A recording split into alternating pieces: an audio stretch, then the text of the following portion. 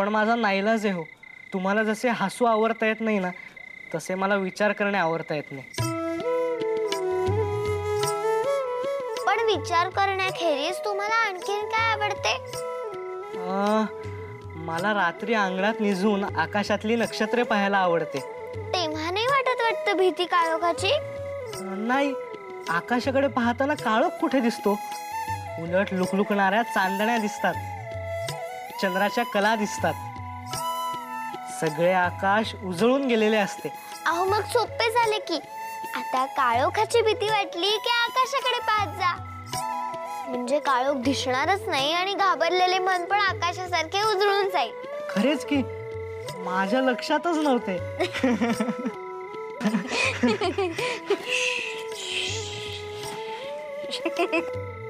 आणि तुम्हाला हसण्याखेरीज आणखी काय आवडते? मला झाडांकडे बघायला आवडते. झाडे ना स्वतःशीच बोलत असतात. प्रत्येक झाडाचा आकार वेगळा, उंची, घेर सगळेच वेगळे. येणारे पक्षी, कोणाची फुलं, कोणाची फळं, कोणाची नुसतीच पानं. गुंगून जायला होतं अगदी. आपण कसे मनाशी गुणगुणत असतो, तशी ही झाडे गुणगुणत असतात. मला नव्हते हे ठाऊक, पण मी सुद्धा ऐकीन झाडांचे गाणे. आणि मी आकाशाचे.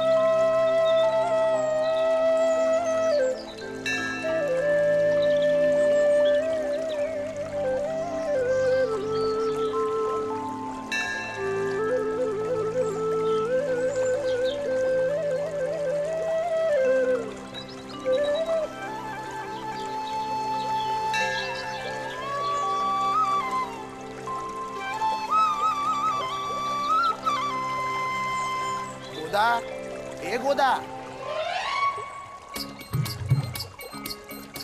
झाली का दुसऱ्यांची ओझी वाहून? असं का म्हणतेस? नाहीतर काय, आज सदाच्या ऐवजी तुम्ही गेला होता ना वसुली करायला. झाली का वसुली? नाही ना अगं, एक जण जागेवर मिळेल तर शपथ. दमडीची वसुली झाली नाही. आता वर उद्या काकांचे बोल ऐकावे लागतील ते वेगळेच. हेच कळत नाहीये तुम्हाला. मला सांगा, आज तुम्हाला का धाडले हो मुद्दाम वसुलीस? का? कारण तुम्ही हात हलवीत आला की सगळे तुमच्यावर ठपका ठेवायला मोकळे. तू उगाच पराचा कावळा करतेस. कुणी कुणावर ठपका वगैरे काही ठेवणार नाही. माझे मंडे कधी पटले का तुम्हाला? नाही ना, माझेच चुकले. काही बोलायची म्हणून सोय राहिली नाहीये. हो हो, अगं इतकी का चिडतेस? पण चिडू नको तर काय करू? हा, सदाने तुमचा अपमान केलाय. तुम्ही विसरला असाल, पण मी नाही विसरायचे. नारायणाने केली की नाही शिक्षा? उन्हात उभे केले की नाही त्यास? कसले काय? मामांजीने लगेच रद्द केली त्याची शिक्षा. जाऊ दे गे, लहान आहे तो. मलाही राग आला होता, पण सगळ्यांनी रागे भरले त्यास. अगं शिक्षाही केली. आता अजून किती ताणायचे? हे बघ, आपण एक कुटुंब आहोत. आता आपल्याकडूनही नारायण दादाला धक्का लागलाच होता. बेशुद्ध झाला होता तो, पण त्याने धरले का मनात? नाही ना. तसंच अगं, असे रुसवे फुगवे एका रात्रीत संपवायचे असतात गोदे. अजिबात नाही. प्रत्येक अपमानाचा हिशेब चुकता करायचा असतो. आता बघाच तुम्ही मी काय करते ते.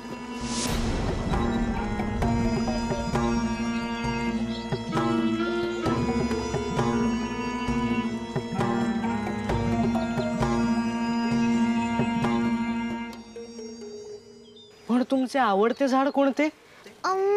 असे नाही सांगता येणार. मला सगळीच झाडे आवडतात. पण त्यातल्या त्यात? त्यातल्या त्यात मला जांभळाचे झाड आवडते. असे उंच डेरेदार वाटते. आणि त्याचे झाड जांभळाने लगडते आणि मुख्य म्हणजे त्याचे पान चुरल्यावर अगदी जांभळासारखा सुगंध येतो. भारी छान वाटते मला.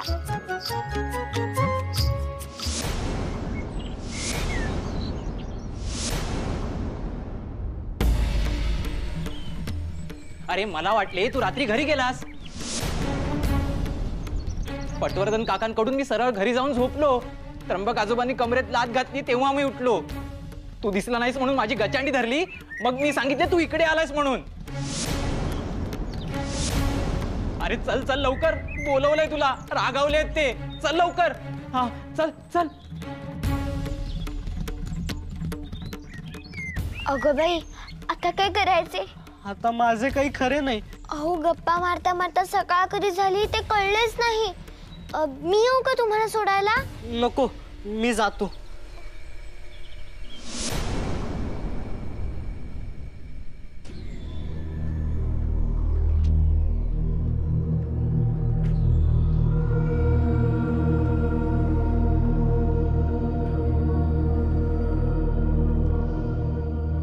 वा, छान.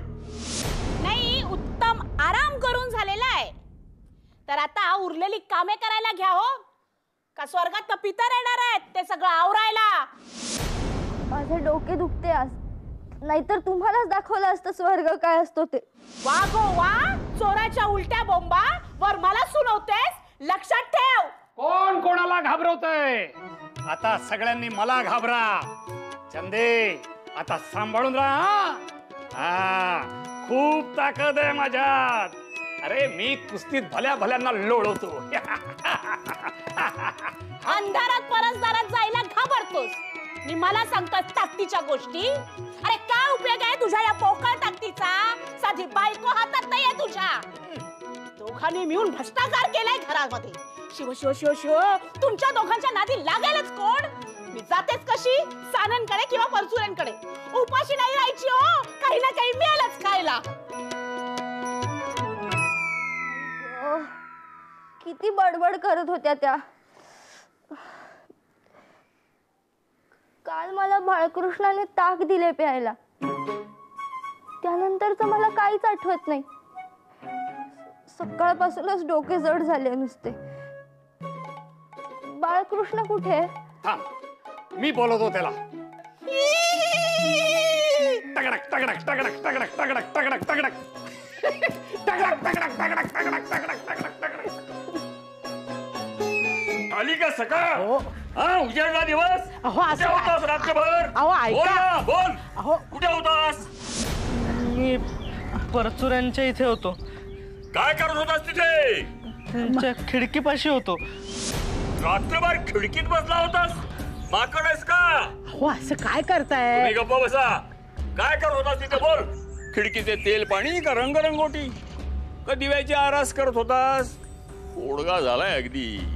सतत शिक्षा होते, पण याची वागणी आपली तिरपागडेच. अरे याचे लग्न लावण्यासाठी सुद्धा पृथ्वी उलटी करावी लागली आम्हास. छे छे छे, कधी याच्या डोक्यात प्रकाश पडणार आहे कुणास ठाऊ. परचुऱ्यांच्या खिडकीत रात्रभर उभा होता. काय म्हणावे याला? अहो, वाईट काय त्यात? मला सांगा, या जीवानं करावं तरी काय? तर याचा बाप तो नारायण पादऱ्या फुसक्याला याला सारखा उपदेश करत असतो, शिक्षा देत असतो. याचा आजोबा म्हणजे तुम्ही येता जाता उपदेशाचे वळसे देत असतात. अहो, येऊन जाऊन मायेची काय ती बायको गेला असेल तिला भेटायला. काय वाईट आहे त्याच्यामध्ये? वाईट काय? काय रीतभात वगैरे आहे का नाही?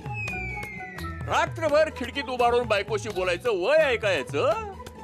त्या दुर्वास बापूने पाहिले असते तर यांना काही बोलले नसते. पण आमच्या 42 पिढ्यांचा उद्धार केला असता. हे आम्हाला अजिबात खपायचे नाही. ते काही नाही, याला आता 14वे रक्तच दाखवले पाहिजे. काही नको, मीच आता याला शिक्षा करते. पटले हो मला तुमचे? रोज रोज याला शिक्षा करून तुमचे डोके आणि हातपाय दुखायला लागले असतील. आता मी याला 14वे रत्न दाखवते. चल चल चल. आजी, या शिक्षा करणार कपाळ. काय करायचे या मुलाचे? आईची आठवण येते म्हणून रडतो काय? रात्रभर खिडकीत उभारून बायकोशी काय बोलतो? अंधाराची भीती वाटते म्हणून नानूला सोबत घेऊन काय फिरतो? छे छे छे छे छे छे, याचं सगळंच तिरपागड रे, याचं सगळंच तिरपागड. बाळकृष्णा टगडक टगडक टगडक टगडक टगडक. अरे बाळकृष्णा इथे काय करतोय? ती उमा वाट पाहते तुझी. चल. अरे अलीकडे बघतोय तू तिला सारखा ओरडत असतोस. अरे जरा तिची विचारपूस कर, तिला बरे वाटेल. हा चल चल.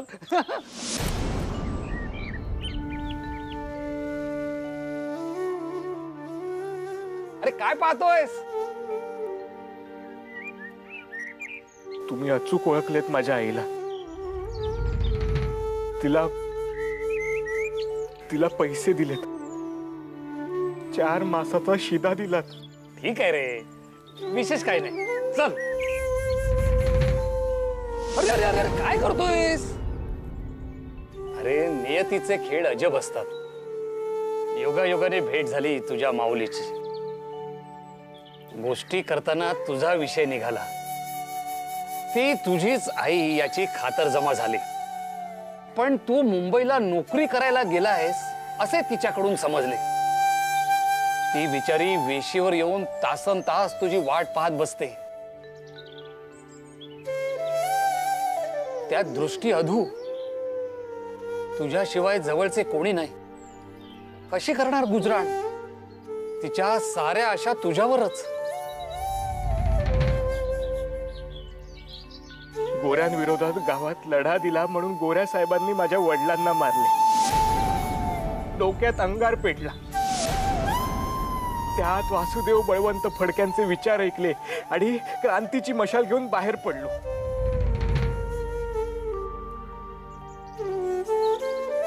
आईला खरे सांगितले असते तर ती हाय खाऊन गेली असती. खूप आठवण यायची मला तिची. टोचली लागायची.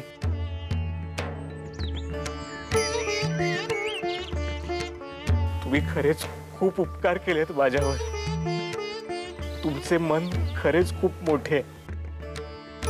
मी मात्र चुकीचा वागलो तुमच्याशी. मला क्षमा करा. मी चुकलो. अरे अरे काय करतोयस तू? हे बघ, सारेच चुकतात. मीही चुकलोच होतो. पण देवाने मला सुधारण्याची संधी दिली, ती मी घेतली इतकेच. उपकार वगैरे काही नाही. शांत हो.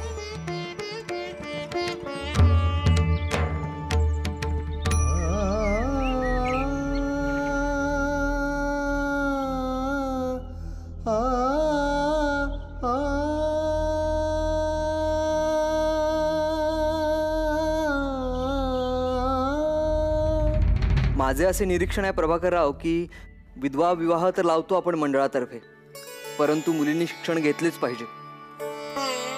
हो बरोबर आहे तुमचं.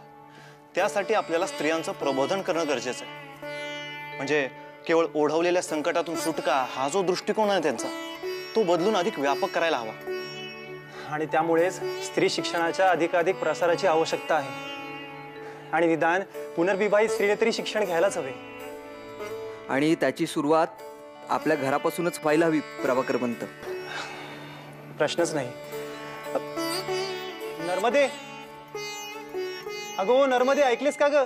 यांचे काय म्हणणे आहे ते?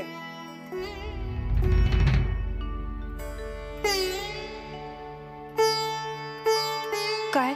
तुम्हाला शाळेत जावे लागेल शिक्षणासाठी.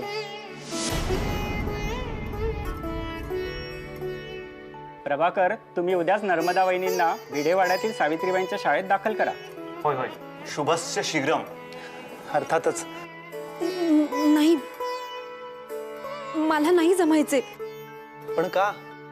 घराबाहेर वावरायची सवय नाहीये मला.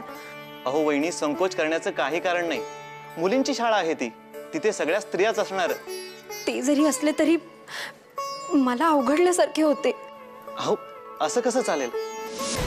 तुम्ही जर असं म्हणालात तर आम्ही इतर स्त्रियांना कुठल्या तोंडाने सांगणार आहोत की शिक्षण घ्या म्हणून? शाळेत जावंच लागेल वहिनी. नाही, नाही जमणार मला. जाईल ती शाळेत.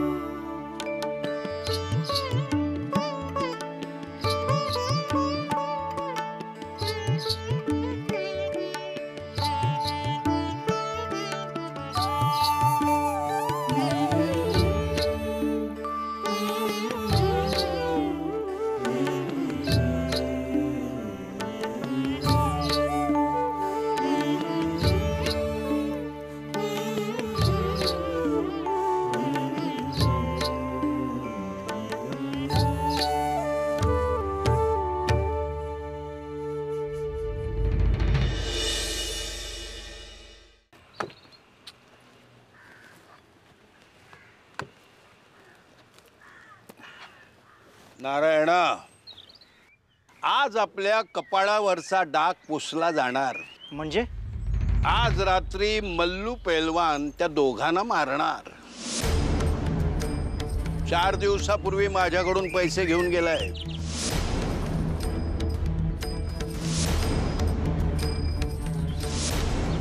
नारायणा, तुझे का तोंड पडलेले?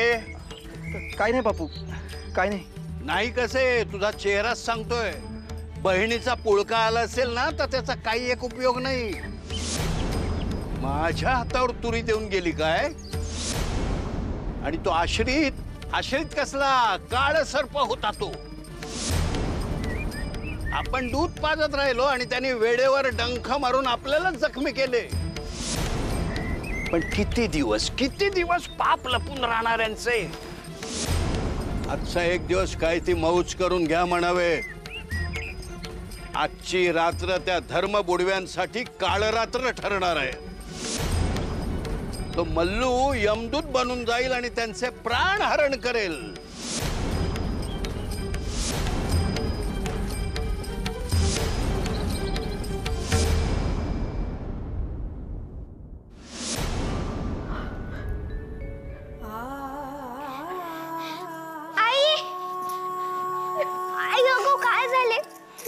काय झाले? जोरात लागली का घुसुई? होय ग, जोरात टोचली. इतकी की. काय झाले आई? रडतेस तू? खरे सांग, काय झाले ते? होय हो, आपल्या नर्मदा वंश आणि प्रभाकरचा जीव धोक्यात आहे गो. मला फार भीती वाटते. असे का बोलतेस? ते तर इथे नाहीयेत. मग तुला कसे कळले त्यांचा जीव धोक्यात येते? नाही, काही नाही. आई, मी तुला एक सांगू. आळंदीचे दर्शन घेऊन मोठी आजी नर्मदा आत्या आणि प्रभाकर दादाला भेटायला जाणार आहे. तिला ठाऊक आहे ते दोघं कुठे आहेत ते. तुला कसे ठाऊक हे सगळे? अगो, आळंदीला निघताना मोठी आजी म्हणाली होती ना तिला माझ्याशी बोलायचंय. ते हेच. चला निघूया. मंडळी वाट पाहत असतील तुझी. हो हो. मला वयोशी थोडे बोलायचे. तुम्ही जा पुढे अंगणात, मी येतेच. बरे.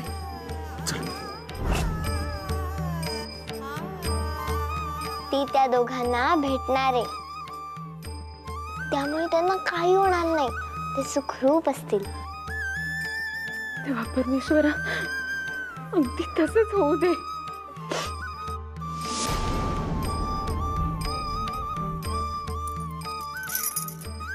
आई, तू रडू नकोस.